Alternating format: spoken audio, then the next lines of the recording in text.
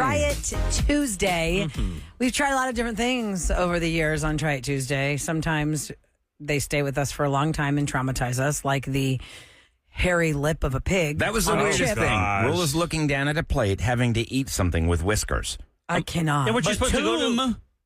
Toom was amazing. Toom was good. TOOM garlic. Amanda, I thought you were going to go to Louisiana and get us some more goodies. I went down and some stuff went down, but and then you ate it and didn't bring it back for us. I'll send something up for next week. I got it. My mom will come back up and I'll make sure she gets us something.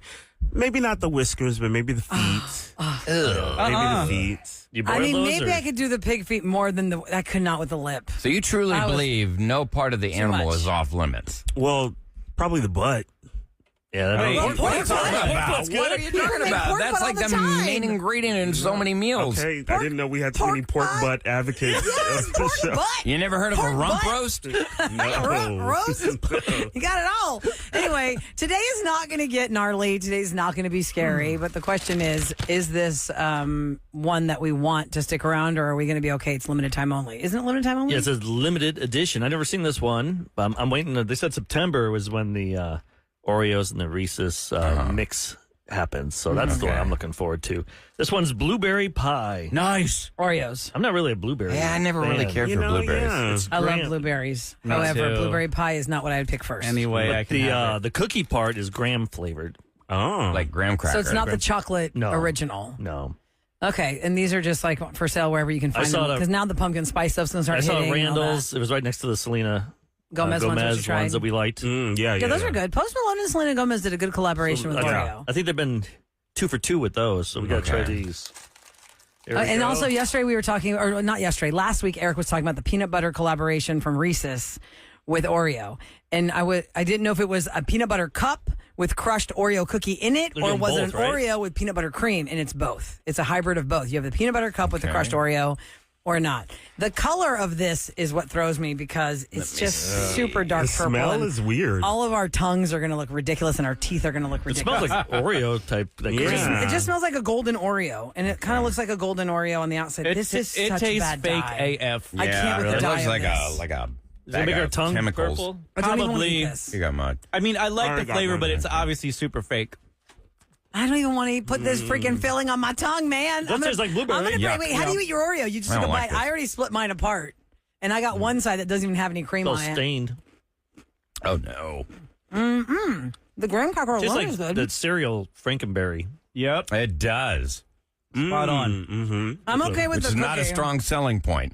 No, it's not bad. I'm not okay with the filling, but I'm okay with the cookie. I don't hate it. No. Yeah, I don't hate it.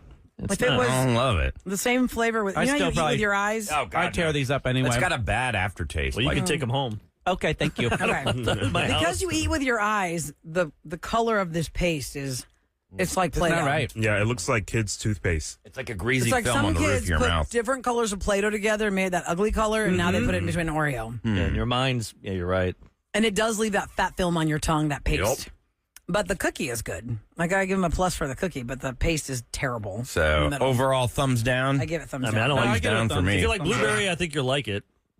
I just don't like blueberries. Yeah, I don't love either. blueberries. I'm just mad about how artificial that is. You didn't I really cannot- try it. Come on, try it. I did try it. There was a whole piece of there that came off in the thing. Kevin, rub the your tongue on the roof of your mouth. You can feel that greasy film. You don't have to do that. It's just sitting on there. It is just sitting on my palate.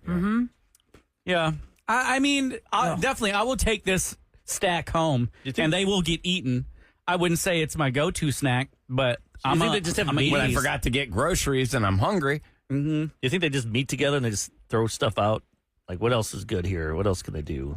I don't know. If you go to the You know what I Oreo mean? section of the grocery store, there's no less than like 10 flavored choices. That's what I'm saying. There's Do they bring in a team of chefs and they decide like Like Frito-Lay has a food science department in Dallas, and that's where they come up with all the stuff, like biscuits and gravy or Nashville hot chicken and all these things that they try out to see where we're going to put it. I don't know how the Oreo situation is, like but YouTube. I want to go back and watch the videos of what a grocery store looked like in 1988. not like we have today. Because there's not You enough shelf mentioned, space because there's 20 like Pringles. There used to just be one can of Pringles. Now it's 30 other cans. Well, because first of all, people eat way, way more food than they did. If you got eyeballs, you can tell that. Well, I think there's more choices. Call me fat? Yeah. This is like the second time we've called this generation fat. Well, we were the couch potatoes. I mean, now here's the difference. We were watching TV all day, or now kids are watching their phones all day. They're just scrolling, or gaming. There's always been something to keep you sedentary if you chose to go that route. But when I was a kid, I feel like we didn't really have a lot to watch, but whatever was on, we were just watching it because there was like nothing else to do. And Like, you just watched watching that TV. without your phone. But your parents would make you go outside. No, my mom They tried. didn't make us. We just went outside. I was like, I don't want to doing go out there. It's things. hot. Your parents ever said, just get the hell out. I don't want to see you till the sun comes down. Well, that's on Saturdays. And let me tell you how kids get in trouble when you tell them to go do that. They just find trouble. That's why summer's always a dangerous time because kids find trouble. When on Saturdays, my mom would be like, okay, we're cleaning the house. Everybody had their jobs. Mine was laundry. My sister's was furniture polishing. The worst job in the world. I still smell that damn liquid gold. It smelled so bad. And then she'd say, you have to go outside and play while I cook. And we would go outside and y'all, we'd make it the most horrible games. Like we tied up my sister and left her behind the shed. And told my sister. Your childhood is starting to sound more and more disturbed. We were like, we watched some movie. We watched some movie where it's like a bad guy had kidnapped this girl and then it was like a murder mystery. And so we were like, okay, we have our own little mystery. Put on the train tracks? So me What and are you doing? my other sister, there's 5 of us total. So my one sister and I tied up the middle sister and we put her like behind the shed. Here's Rula. Let's go play BTK. I'm the BTK killer. I don't know what that means. You don't want to know. Okay. No. He's a famous serial killer. So anyway, we just would do stuff like that, and then there were like aunts, I think, were involved, and we just got in a whole bunch of trouble later because like, where's your sister? I don't know where she is. You forgot? For once, it wasn't tied. me that Still was left tied up behind. out there. But yeah, we would just find trouble. Right? Don't you just find trouble? That's half the fun. Anyway, there was a lot of cooking in my life growing up. And as you know, my family is a restaurant family and we respect the craft. We respect how you eat with your eyes and we respect how food is prepared and made in this great city of Houston, Texas. And coming up next, we have Houston chef Chris Sheppard. I feel like for the first his time in name- our studio. His name put like Houston on the map, I think. You know, everyone talks about, I don't want to vacation in Houston, but the food scene is awesome. Mm-hmm. I feel like we should have. I feel like Chris would. That's why I always say he should be on the Mount Rushmore of Chefs. chefs. Well, in the we city. can't. Should we bring him in for this blueberry pie Oreo? Everyone come Get back. his personal Oh, opinion. he'll throw this thing away. He won't even look at it. Here's the best place it should go, the trash. Here's his personal. There's a really. He's coming in right now, so we'll bring him up. Yeah, there's a really big event we want to keep you up to date on. It's a really fantastic event. Chris has done so much for the employees of the restaurant scene in this city of taking care of their own. There's a lot. I have a personal connection to Chris Sheppard with my bread man that I love and respect. I bow down to you, Chris, on that. So we're going to have a conversation with Chris Sheppard next on the Rule and Ryan Show with Eric. Baby, that's Jack Harlow on the Rule and Ryan Show with Eric and 104.1 KRBE. And you know, we are all about H-Town here on the Rule and Ryan Show with Eric and KRBE. And we love to put the spotlight on the food scene because the food scene has made its way globally. People know Houston has amazing food. People who've had to be transferred here for their jobs and then transferred to another city. The biggest thing they miss is the food. I mean, we are blessed to be in a food town like this. There's so many choices, so many possibilities. And what's very interesting is I've used food from Houston as currency to get me something. When I lived in Philadelphia, the guy who ran the venue for the NBA Finals, 76ers. yes, he had been here one time and for one day, and he went to Papacitos, and he said, "Oh man, that chips and salsa." And I said, "If I get you chips and salsa, can I go to the NBA Finals?" He was like, "If you can." Well, guess what? My sister's a flight attendant. She brought me chips and salsa. Awesome. And I got to go to the NBA Finals. I have used Houston food as And currency. you met? Who'd you meet? Leonardo DiCaprio? Yes, and it was our first selfie ever before people did selfies. He was like, "Let me hold the camera." I go, "Wait, what do you want with my camera?" And he turned it around and we couldn't see if the picture was going to be any good because it was a digital camera. I'll have to post that one. But anyway, Chris Sheppard is one of the big names of the Houston food scene, and he's here in our studio. Hi, Chris. Good morning, Chris. Morning. How y'all doing? Thanks for We are joining us. fantastic. You have so many different projects. But first, just a personal note, I just want to tell you a huge thank you because for those that follow this show and my story, they know that my husband left a 21-year career as a consultant to be the bread man of Houston. And he says he owes you a lot because you were one of his first customers at those farmers markets off of Westheimer. Yeah. You were standing in line for his bread. And the story that I got was somebody saw you in line for Tasso's bread and said, "Well, if Chris Sheppard's standing in line for something, I'm going to go see what that is." I'm going to go get some. So thank you so much for helping my husband and getting his bread around the restaurant food scene here in Houston. Oh, my pleasure. I think that when somebody steps outside of their normal daily life to try and do something that they're very passionate about, we should support that. That's great. And that was the whole thing. It was like the bread will get better in time because this is the very beginning Right, of it it. was the And farmers this is market the days. base level. Yeah. Then we're good. Yeah. Yeah, Right? it starts When you there. when you get into production and bigger and bigger and bigger, it's only going to get better in time. And so, yeah, you got to look at things like that. You can't say, oh, it's not what it needs to be yet, but it will be there Chris, quickly. Yeah. it's How pretty did fantastic. you, I mean, what was the turning point in your life where you said, I want to be a chef? Like, food is so important to me. I didn't want to do taxes or like, I wasn't good at school. I mean, it just wasn't my thing. I might be the only person to be asked to leave Tulsa Junior College just because I went and played ping pong instead of going to class, and they were like, you should probably quit paying us. Yeah. Oh my God, Even Chris. they felt bad. We're like, we'd love to take money, but You should probably quit paying us. Was there an incident that spurred you to move Yeah, or towards did you food? come from a restaurant background or anything? No, I did you get a didn't. restaurant job I when you were grew like up 15? in Tulsa, and I worked at a sushi bar in Tulsa, and this is back in '93. And as a dishwasher, and then I started working my way through the kitchen, and my boss looked at me. He was like, you're pretty good at this. Maybe you should go to culinary school. And I was like, I don't know what that is. And he was like, they teach you to cook. And my parents had moved to Houston a couple years before, and so I was like, look, free rent. I'm going to go to culinary school. And so I packed up and moved here. Where did you go to school? The Art Institute. yeah. Credit Institute of Houston. But, yeah, so 30 years ago. Wow, that's crazy. Okay, Yeah. so then it just kind of snowballs. What was your first big job where you're like, okay, I'm a full-time chef now. This is what I do for money. I spent a lot of time with the Brennan family. I spent 9 years there and really cut my teeth and learned a lot. I worked in the front of the house as the sommelier for a couple of years. Like, they let me do really as much as I wanted to learn. They let me do it. And then I went to go work with the guys from Ibiza, opened up Catalan, and they really gave me the opportunity to learn and grow. Oh, wow. I always liked the Ibiza because I liked that they kept the wine prices Yeah, it was great. affordable. I like that little bar Raspberry they 19, had. did they have that too? Right? Yeah, and then when they opened Catalan, that's where I was at. Yeah. And they let me be me, and I owe a lot to that. And then I opened up Underbelly and Hay Merchant, and then just from there on. And that's when I think this food scene exploded here. I mean, Yeah. that. And you Everyone was were talking. Chris Sheppard was on Jimmy Kimmel. And what was your signature dish? yeah. I can't remember. I remember the goat noodles. and dumplings. Yes, Yeah. you were on Jimmy Kimmel. How'd that come about?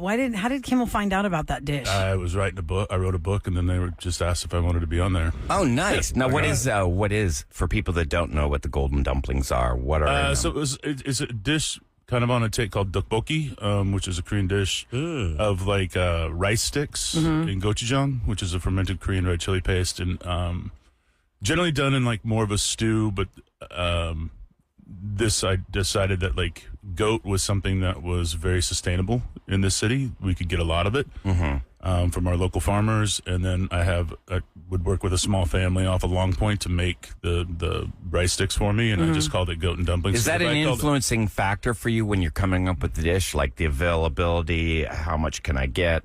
Yeah, I didn't know Price that would- point? Yeah. Yeah, Yeah, price I didn't point. know that was going to be the dish, right? I was like, this will be on the menu for a week, and then it stayed on the menu for the longevity of. It's like an artist writing a song. Restaurants. Right. I think this is a good song. Then also becomes the. Well, it was like technically correct, right? It had the crunch, it had the chew, it had the braisy kind of unctuous part of the meat, the spice. It had everything. It was like spicy, but then also you're like, I'm not going to stop eating this now. But for all your success, do you ever have any misfires? I mean, yeah, every time, but like Even it's- Jordan had how many missed shots? Yeah. Yeah. But what was it? If you don't take the shot, you're going to miss it or something like Right, that. yeah, yeah. That's a bad reference, but But you'd never be able to make it if you don't. Gotta try. If you've just tuned in to the Rule and Ryan Show with Eric here on 104.1 KRBE, we are speaking to Chef Chris Sheppard. He was the 2013 Food and Wine Best New Chef. In 2014, Chris won the James Beard Award for Best Chef Southwest. In 2020, Chris got the James Beard Award nomination for Best American Cookbook. In 2024, he got the Lone Star Emmy Award for his TV show on KPRC Channel 2 called Eat Like a Local, which you can find on Saturdays at 10 a.m. on YouTube. It comes on after the Sports Extra on Sundays. And tell us about Eat Like a Local. How do you, I mean, I've seen the show, of course, but for those since we're mentioning it, maybe they haven't seen it. You go there and you watch, you talk about their menu and stuff? Well, it's more of like we do a lot of research, and I really want to have the story of the individual. And so the thing is, like, I don't ever want to go in. I don't go into the kitchen and stand and watch them make the dish and then try. That's a great version, right, of a show. Triple D. But yeah, it's great. It does a lot. But for me, it was like I want more knowledge about the owner or the chef or the restaurateur, so that the viewer or the guest has a personal connection as they walk in the door. They're like, oh, that's so and so. I saw them on TV. Because that's how it works. And then, kind of focus on 3 or 4 or 5 dishes that people can really do instead of an entire table spread of a bunch of different things. They can see these 3 or 4 things. And I tell them what to order. And it really has did what I was hoping it would do, is that when the show airs at 10 a.m. on Saturday, that at noon, those restaurants are jammed. They get in the call. Houstonians actually get up and go out and hit it. And eat it. And they have a surge of business every time the show airs. And I've had restaurants tell me, you doubled our business. That's awesome. Oh, And that when is we fantastic. can do that, that's what it is, because we're just trying to be Houstonians, working with Houstonians in the surrounding areas to make sure that that's something great livelihoods. about Houston. We do seem to have each other's back. Now, if you had to just spit one name out, like what's a restaurant or a food that you think is amazing in Houston that people should know about that you have nothing to do with? Ooh, man, I mean, the Vietnamese culture in the city is so amazing. That's So good. It's just, it's the second largest Vietnamese population in the country. Oh, wow. I didn't actually know that fact. Yeah. Wow, cool. And so our food is really kind of delved deep into that. And the thing about Houstonians is everybody's so willing to go try and accept and see different cultures and see different things. And, when you start to see, like, kids that are 14, 15, they're like, I want a banh mi. It's like, yeah, we're doing it right. I know. That's cool. Somebody said the worst financial mistake in my life was teaching my children to like sushi. I know my kids are like trending, Go for the so banh mi. expensive. trending dumpling Yeah. back a few years ago. It was a big rage. Right. We're all open and willing to go try things. We Yeah. had a traveler's cart in last week. Traveler's Cart was here because it's Houston Restaurant Weeks now. Yeah, it is. And obviously, you are big with helping local charities, but also big with helping the industry. And this is, I don't know if any other city has this, Chris, but tell us about Southern Smoke Foundation. We've talked about your foundation before, but I think it's really important. More people need to know about it. So Southern Smoke is something that my wife and I founded to help a friend of ours that was diagnosed with MS back in 2015, and just to raise awareness for the MS Society. And then in 2017, when Hurricane Harvey came through, we made the change to hospitality relief because we figured that, we looked at it and said, we have to figure this out.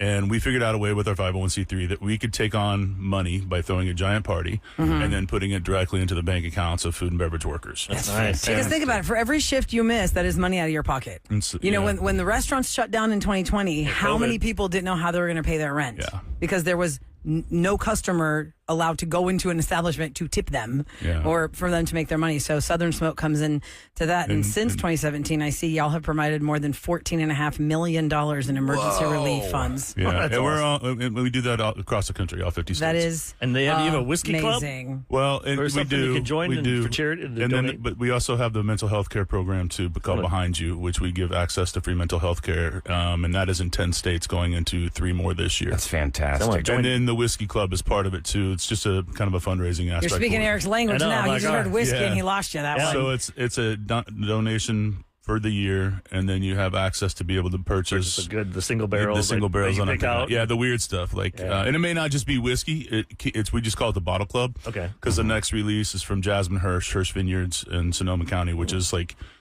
really not easy to find, but she's done a single barrel project just for us. So do you think you have like a magic palette? Like we talked last week about celebrities, they insure their body Teeth, parts. their legs, their Like your tongue. palate. Like your- you your- can your taste taste things buds. that can we all, like I've seen videos because I'm trying to be better with bourbon and trying to pick out the flavors. Yeah, and is there pick a out way the to, notes and stuff? Educate people on the nuances. Yeah, You can talk about what you taste, but everybody tastes differently. Right. And so it's one of those things like the barrels that we pick for the club are just the things that I really like. That's good. And it's like, they're always pretty good, and people get them. They're like, How do you "These are find? delicious." How do you become part of the club, Chris? Just southernsmoke.org. Okay, southernsmoke.org is where you're going to go, Houston, if you want to join the Whiskey Club. You can also follow Chris on Instagram, Sheppard13, Shep Herd, SHEPHERD 13. And then Modern Luxury Houston and Modern Luxury is cool what Interiors they're is doing. hosting a really big evening. Best of the City, Live and Dine, taking place on August the 20th at the Revere. Now, it is a culinary celebration that honors the people in the city who shape the food scene. You and your wife, Lindsay, are going to be there doing a special whiskey and food tasting with the purchase of a VIP ticket. Yep. So if y'all want to be part of that, go to modernluxuryhouston.com. That's going to be a fun event. And that is August the 20th. The ticket prices are $50 for general admission, $75 for VIP. And that includes that special whiskey and food Ooh, this tasting. does sound fun. Chris, do you ever go into a restaurant and you're immediately like, nope?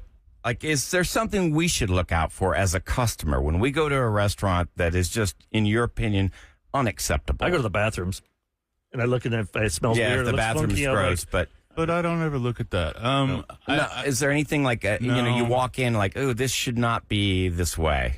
No, because having eaten all over the world, you find that everywhere, right? And so, just go to Vietnam or go to different countries and go to Mexico. Like when you walk in, I think what you're looking for is that this person is giving their vision. And if you can see the vision, then it's the right place. If you just see kind of a generic thing that's like, we've got it all, like maybe that's not the place. But when you walk in someplace, I always will sit down and be like, all right, let's look at the menu. Let's see how this works. And then you may find one bite that's like, oh, that texturally is perfect. And so like, I give everybody that justice. Are you going with an open mind? Always, yeah. Like Yeah, sometimes have when to. I go to a restaurant, I look at the menu, I'm like, oh, that looks really good. I want to try it, but I don't want to take a chance. So Friday night, I'm just going to go with this. I know this The old steak. Stand By Me. I know this ribeye will Chris, be good. they hate going out to eat with me because I want to order everything. That's me I am too. a restaurant kid, and Yeah. let me try those appetizers. I want to try that. And don't anybody order the same dish on this table. We want to see it all. Yeah, no. If everybody gets one dish, I'm like, what are we doing here? Yeah. I know. Everyone has to- Why are y'all? Like, You can't all get the steak frites. understand. What if I don't want to share? Yeah, I you want know? it all. Yeah, it's like I know that I want to eat this, and I'm only going to get a few bites now because I got to share, and I don't There are want two what of you them. got. We're talking to Chris Sheppard here in the studios here at the Rule and Ryan Show with Eric. He's involved in a lot of great things, but the Southern Smoke Foundation is one of the biggest things. And the proceeds of this Modern Luxury evening on August 20th benefits Chris and Lindsay Southern Smoke Foundation and Kerr County Flood Relief. That event is happening August the 20th. Go to modernluxuryhouston.com to RSVP or get your tickets. There is a special whiskey and food tasting with Chris and Lindsay at that event if you're a VIP for $75. I think it's incredible that, like your story, like how you start a dishwasher. I've heard so many, like Hugo's. Didn't he start out as a dishwasher? Yeah. You work your way up. And Yeah. A lot of times that's how it happens. I'd love right? to see that. How they Yeah, because the thought process is most days now is like, I went to culinary school, I'm a chef. It's like, give it to me. no, You you went to culinary school, you're still a dishwasher, prep cook, right? Have you ever Because taken you on have a to start from the protege? bottom and work your way up. Yeah. Yeah. Have I ever- Like taking on a protege. Yeah, I mean, I think that every person that's ever worked with me is kind of that. Right. Right. And That's a great way to look at That's it. I think that we all have something to teach and we all have something to learn, and I may learn just as much from that person as they do from me. And so I look at it just with like a worldly view of like we can all be better together. If You we can just apply that listen. towards anything in life. Yeah, and Chris, that's what gonna do happen. you wish people who've never worked in a restaurant and our customers in restaurants knew about having a restaurant, working in a restaurant? Is there like one thing we can blanket statement Yeah, that enlighten as a people. restaurant person you wish the average person knew? The hours, not you mean outside of the restaurant, Or just- People that Just are about going the in? restaurant. Because Did you sometimes like- people are mean and just people are I like think just you have to yeah. understand. You have to look at it with like again those worldly eyes of like, man, this long hours. It's a lot of dedication. It's a lot of heart, and man, people mess up sometimes, and just like let that slide. Yeah, we're all It human. isn't that big a deal, right? Your steak came out a little bit over than what you like. How you cook it in your backyard. Relax, man. yeah. It's all right. It's literally all right. But Does people it get so ever, mad they um, want to make the No, there's no need to get mad. Just be like, hey, can we fix this? And the restaurant's always gonna be like, yeah, no problem. Or what if they eat 80% of it and then I want a new one. This is terrible. I hate Well, that. it is what it is, man. But just like we're all getting through this together, just in this world and how it spins in life, and if we can just respect like the Everybody. mistake or the greatness, right? Yeah. Either way, take your pick. It's all about how they Because it's handle not the that. end of the world if people make a mistake. You went out to dinner, Yeah. Does it ever offend It's you? Tuesday you night. meant it What are you to. getting mad about? Does it offend alive, you you're when somebody say, "Well, I like that, but can you take this off and this and this, and instead of fine, this man. substitution?" Fine. Yeah, I'll do that all day long. Whatever makes you happy, you're here for a dining Yeah, experience. you want a butterfly and well done? Sure. I'll rock that out. I'm not giving you the best piece of meat. You're going to get this piece of meat. No, I'll still give you the best No, piece. he's not doing that. I'll still give you the best. It doesn't matter to me, man. You're paying for it. Yeah, that's Eat right. eat how you like it. You chose to come hang out Love with that me. a attitude. good point. You know, You want to make them happy. Yeah. If it makes them happy, they'll come back. it's easy to make you happy. Yep. It's Chris Sheppard, guys. Chef, entrepreneur, restaurateur, author, wine guy, TV host, and I'll quote this: flag bearer for bringing kick-ass flavors back to our food. Yeah. Chris Sheppard. Thanks for joining us, man. Sheppard13 on Instagram. Thanks for having me. Thanks for coming by. I'm Don't be a talk your stranger. ears Come off back. the air now. Me and Chris are going to go have our own conversation and bore you guys with restaurant stuff. Thank you, Chris. Coming up next in Celebrity Scoop, in case you missed this, somebody is mad about the list I talked about at 6 o'clock about the TV shows that change the world. Well, once you said you didn't say Sopranos, so I'm like, If you missed that, we'll go right next in Scoop on KRVE. Good morning from the Bell Furniture Unbeatable Prices Traffic Desk. Katy Freeway westbound. This is Celebrity Scoop. On the Rula and Ryan Show with Eric. It's brought to you by Taquerias Arandas, and they are also helping us out with the Benson Backflip. It's 4 chances a day to become a finalist for the KRVE Suite for Benson Boone's sold-out show, September the 18th at the Toyota Center. can I just say that Chris Sheppard, we just had in, Chef Chris, Nice guy. great guy. I just love his attitude on life. Me too. I just let it go. You know, if you're don't get mad at you're at a restaurant. If something doesn't work out, they'll fix it. Yeah. It's not the end of the you world. could just be mad if they don't want to help you I've out. been to places where they don't fix it, and those are places I'll never go back.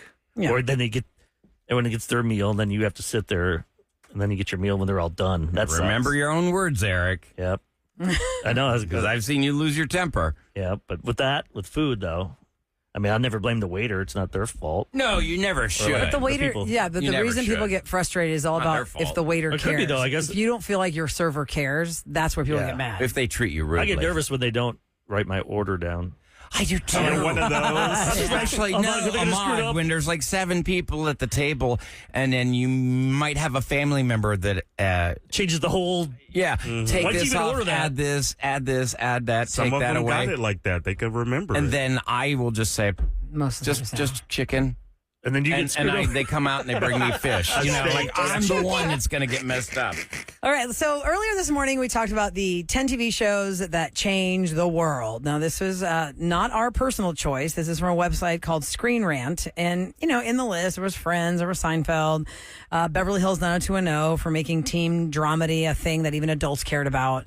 They had Law and Order. They had ER, you know, the first medical show. It showed the personal side of the medical staff. And the fact that the number one show on that list was The Simpsons. And Eric I had asked the guys in the room, y'all guess what number one is. Eric, you mentioned Sopranos. Somebody was outraged Sopranos is not in the top 10. Another person outraged Breaking Bad did not change television in the Oh, world. yeah. but that they said, did. but this is supposed to be the 90s. It was the 90s, yes. Oh, just So- the 90s? That's why I said Sopranos, because that came out like 98? 98 or something. 98, I thought. 99. Yeah, 98, yeah. 97. And it just changed. I mean, now you watch Sopranos, you go, I mean, it's good, but like, there's so many things that have That have gotten better. better because of them. Like Yes. they had to walk before those other shows could run. They were the Yeah. ones that really made it all happen. Yeah. Nobody had done television like that ever. So if you want to see the rest of the full list and all their explanation, go to screenrant.com. There was an interesting article today about celebrity friends who had public divorces. You know, Oh. friend divorces like Paris Hilton and Nicole Richie. Richie. Remember, they were like, everywhere Everywhere together. They're not buds anymore? No, after The Simple Life, I think, did they do 2 seasons or 3? Oh, I they think had it's like 3, and the They last they one did a is really reboot. weird. You could tell they didn't want to do it. Yeah, they're like, okay, we're over playing this role and doing what we're doing. You know, I wasn't in this wheelhouse these girls are younger than me, so Demi Lovato and Selena Gomez being Disney kids together or Barney girls together. I don't remember them as the duo, but they were up and coming together and they were very close. But apparently the rift happened when Demi Lovato was having a lot of mental health issues and needs, and Selena Gomez, according to the gossip, is that she kind of like ghosted her on that stuff. Demi also Maybe she just feels didn't that- know how to process that. Maybe Yeah. she didn't know how to react. Well, because Selena did admit that in an interview later that she was going through her mental health struggles and she didn't know how to help her. Like Demi Lovato was, and she didn't know how to help her. But these days, it seems like they're friendly, but they're not what they were. Plus, you get older and you change. Yeah, you do. Like high school, you're not. I'm still friends with some of those people, but I'm not like I was. Well, I've also changed. think of where those girls were in their life. They were basically being pitted against each other for gigs. Oh yeah, Right? I mean, they were the same girl for the audition. Yeah. So either I'm going to get it or you're going to get it. Gwyneth Paltrow and Winona Ryder. Why did I forget these girls were even friends? It's been so long. Haven't they dated the same men? No, in the 90s, Gwyneth Paltrow was dating Ben Affleck while Winona Ryder was dating Matt Damon. I totally forgot she dated Matt Damon. I remember she was engaged to Johnny Depp, but I totally forgot that Winona Ryder Well, I was know with Matt Damon. dated- I know Matt he- Damon's too. I thought he dated Minnie Driver. He did for a while. He did after they Dumped did. her on Oprah or something weird happened on Oprah. Yeah, what was that? Why is story? it that I Remember just something feel back like in the day? Matt Damon is too wholesome to be dating some of these people? He just has a wholesome image. I don't know. I don't know what it we is. think that, but he hangs out. With But he his married crew, a with non-celebrity. the Afflecks. Oh, yeah. On His the- other brothers. Yeah. He had some stuff behind Oh, some scandal. God. He's had a lot Casey of serious Affleck. Casey Affleck. accusations. Okay, so I had to look that up because I don't remember that, Eric. And it says in 1998, Matt Damon publicly announced his breakup with Minnie Driver during an interview on the Oprah Winfrey Show. Yep. But that was a surprise to Minnie, She hadn't been who told? found out about this when he declared he was single on What the year show. was that? 1998. I remember that. That's really horrible. She publicly criticized this method of ending the relationship, calling it fantastically inappropriate. Yeah. He had previously declared his love for her on another show just the month before. So that's why this is an infamous moment in the celebrity breakup history of Hollywood. Wow. I had no idea he did that. That's really I'm terrible. single. I'm single now. Oh, you are? Oh, okay. News to That's me. great. News to me. I do know that the Hollywood world is, I mean, like we said, think about it. Think of all the couplings that have happened because of movie roles, because you're together for all those months and you're supposed to be like all making out with each other, having sex scenes with each other, and You're cut off in from the that world. together. I mean, that's why the Twilight couples became the Twilight couples in real life. And then like all these actors that end up dating these actresses in real life. Plus, like, they tried to sell it. Their publicists say, "Hey, you two should be like Glenn Powell." with Sydney Sweeney. Yeah, they remember his girlfriend. He's like, "Don't come to Australia. My guys don't think it's a good idea for you to come here because then we're getting some buzz about the movie because they think we're dating." Mm-hmm. I mean, my co-star, and she's like, "What? How You don't want me there?" insulting. Yeah. Wouldn't that just crush you? I can't have anybody thinking that we're together. But this is the light. Why is this a new concept to you, Ryan? It We sucks have though. seen No, this it's for not a new boy concept. bands. Like you're not allowed to have girlfriends. I'm not And saying that. I'm hot saying- actors. You're not allowed to be gay. I'm saying how Ricky much it Martin? would hurt your feelings. Well, of course it's gonna hurt your feelings. But they go, do you want the money or not? Do you want people to buy your album? Do you want people to watch this movie? Do you want them to think they have a chance with you? You want the public to think they have a chance with you. It's all image. So we're not talking about a girlfriend or a boyfriend. And then if you do actually get like a real relationship, eventually Hollywood's going to break it up anyway. Years ago, I had to interview Josh Duhamel. He was at the time engaged to his girlfriend of 5 years. I'll never forget. Her name was Christy Pierce. Because my last name is Christy. And I was thinking, oh, that's funny because he heard my last name. He's like, oh, my fiance's name is Christy.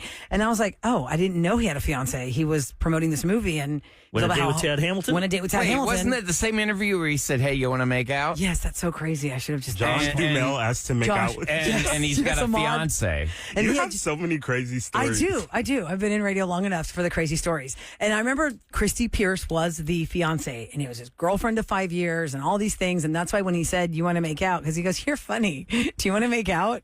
You could And I have, you go- could have been a home wrecker. We used to play that drop all the time. If we had not talked about his fiance for 5 minutes, maybe I would have, because I would have not known he was engaged. Yeah. But I was a single girl. Let's go, Josh Duhamel. Because he was. But- Where is he from? Idaho? Iowa, I Dakota- thought. Because no, he and Dakota. Ashton Kutcher North had Dakota. modeling gigs together. He's from North Dakota because I think their team did really well last year in something. No, they in did. sports, and he was all in the front row. Yeah. He turned out And to then be a what really happened? good actor. Christy Pierce's engagement to Josh Duhamel fell apart because he got the show Las Vegas on NBC, And and, he was Fergie probably- was a guest star, and the first thing he said to her was, "Hey, you're hot." And they ended up dating, and they got married. They had a kid. Now they're divorced. But I mean, He's Hollywood got some weird things he says. is a Wanna weird, make crazy out? world. You're Yeah. hot? Yeah, when you've got a fiance, yeah, you're not supposed to really be dating other people. I mean, it doesn't help. I mean, he's a good-looking guy, so he can get away with anything. Totally. And there's always somebody He willing. can say any line; it doesn't matter. Yeah, and women don't think it's cute. There's We say always a that girl. line. There's always a girl, no matter what, that does not care because she's never going to meet you. She's never going to see you, and she's not going to see him again either. And she knows it. She just wants the story. You know, whoever that Budweiser girl is that made out with Ben Affleck when he was here for Armageddon. How old are you now? You're like 50 and you got like 4 kids? 50. Like, I don't know. Are you still telling that story to people? Yeah, I mean, she was a Bud girl because Budweiser used to have 3 girls in one-piece swimsuits that spelled out Budweiser, and she was one of those girls. And I'd met her at some gig. She's Missouri? I don't know which one she was, but I don't know if this is when he was still with Gwyneth Paltrow or was he with somebody else, or maybe he was single when he was doing Armageddon. I just know that there's always going to be a girl that does not care that this hot celebrity has a girlfriend. They're just going to be there for the story. It's time for What's Going Down in H-Town on the Rule and Ryan Show with Eric. 104.1 KR. Could have been me. It could have been me with the story. All right. It is brought to you by Tachys Fiber. Of course, there's been a big buzz over the last couple of years about HISD being taken over by the state.